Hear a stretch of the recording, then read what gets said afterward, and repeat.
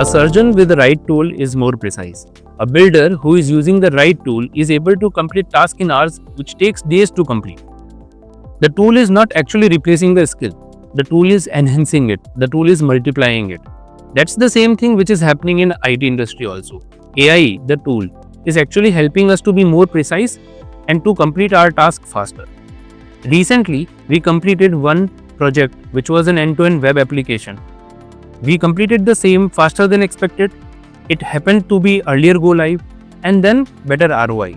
Not because our team was bigger, but because AI was included in every aspect of that specific project, whether it is documentation, whether it is code review or testing.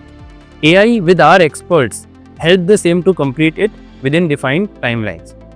AI is impacting everywhere. Your delivery gets faster, your team produces more at high quality in less time. I have witnessed this personally. There is an improved ROI and earlier GTM with AI in businesses. The businesses who have taken this advantage are able to gain edge in the market, whereas the businesses who are waiting are actually watching someone else to do it. Thank you.